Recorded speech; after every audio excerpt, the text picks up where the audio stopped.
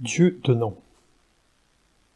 D'une manière relative, nous pouvons dire que tout dans la nature, tout ce qui existe dans le monde humain, tout travail culturel créé par nous a été donné ou nous est donné. Mais comme tout est originellement un, en réalité nous donnons tout. D'instant en instant nous créons, et c'est la joie de notre vie. Mais ce jeu qui toujours crée, toujours donne, n'est pas le petit jeu, c'est le grand jeu. Même si vous ne réalisez pas l'unité de ce grand jeu et de tout, vous vous sentez bien quand vous donnez quelque chose, parce que vous vous sentez alors un avec ce que vous donnez.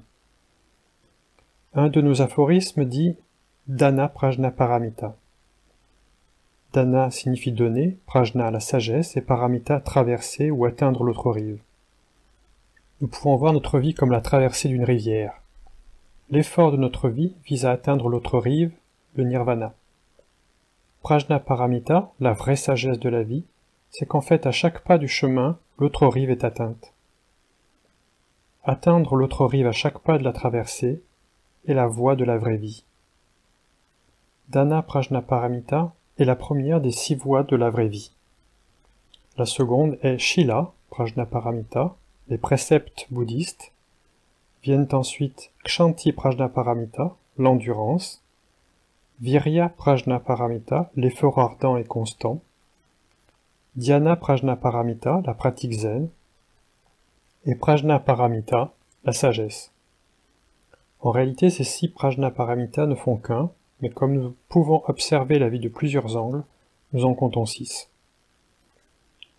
Dogen Zenji dit « Donner, c'est le non-attachement », c'est-à-dire simplement ne s'attacher à rien, c'est donner.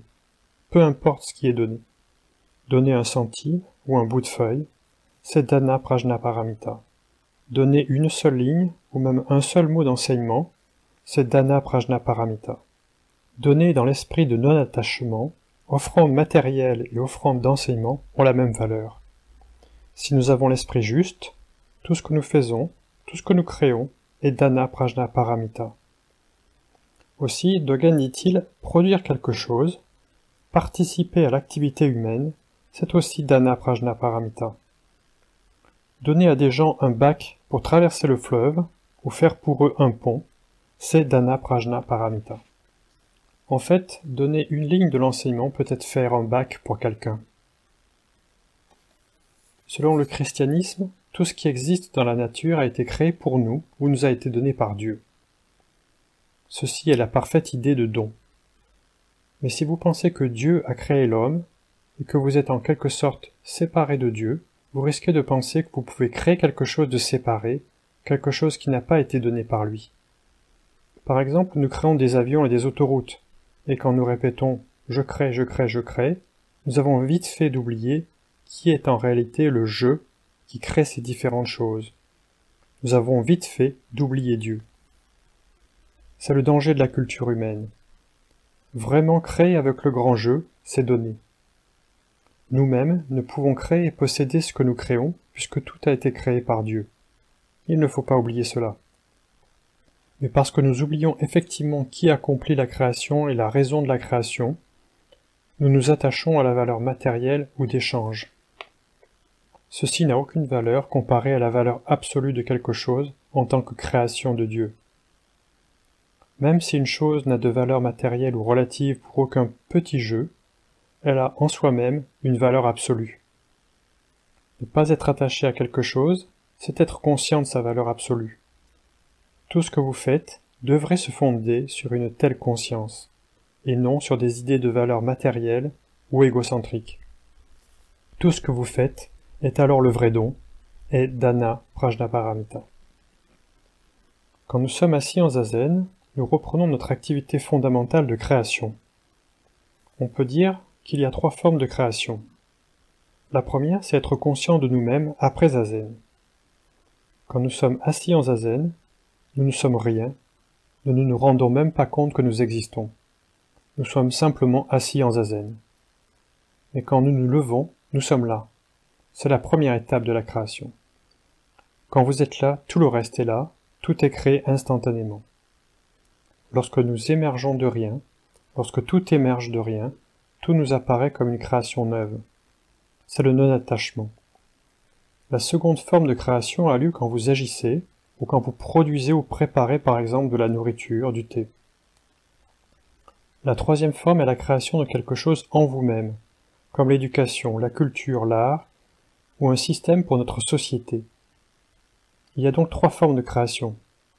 Mais si vous oubliez la première, la plus importante, les deux autres seront pareilles à des enfants qui ont perdu leurs parents. Leur création n'aura aucun sens. Généralement, tout le monde oublie Zazen. Tout le monde oublie Dieu. Tous travaillent très dur à la deuxième et la troisième forme de création, mais Dieu n'aide pas à cette activité. Comment peut-il aider alors qu'il ne réalise pas qui il est? Voilà pourquoi nous avons tant de problèmes en ce monde. Lorsque nous oublions la source fondamentale de notre création, nous sommes pareils à des enfants qui ont perdu leurs parents et ne savent que faire. Si vous comprenez Dana Prajnaparamita, vous comprendrez comment nous nous créons tant de problèmes. Évidemment, vivre, c'est créer des problèmes. Si nous ne faisions pas notre apparition dans ce monde, nos parents n'auraient aucune difficulté avec nous. Rien qu'en apparaissant, nous leur créons des problèmes. C'est normal. Tout crée quelques problèmes. Mais les gens pensent d'habitude qu'à leur mort tout est fini, les problèmes disparaissent. Mais votre mort aussi peut créer des problèmes. Vraiment, nos problèmes devraient trouver en cette vie leur solution ou leur dissolution. Cependant, si nous sommes conscients que ce que nous faisons ou ce que nous créons est réellement le don du grand jeu, alors nous n'y serons pas attachés, et cela ne créera de problème ni pour nous, ni pour d'autres. Et oublions de jour en jour ce que nous avons fait, ceci est le véritable non-attachement, et faisons du nouveau. Pour faire quelque chose de nouveau, il nous est évidemment nécessaire de connaître notre passé, et c'est bien. Mais nous ne devrions rester attachés à rien de ce que nous avons fait. Nous devrions seulement y réfléchir. Et il nous faut avoir une idée de ce que nous voulons faire dans l'avenir. Mais l'avenir est l'avenir, le passé est le passé, nous devrions maintenant travailler à quelque chose de nouveau. Voilà notre attitude et notre manière de vivre dans ce monde. C'est Dana Prajnaparamita, donner ou créer quelque chose nous-mêmes.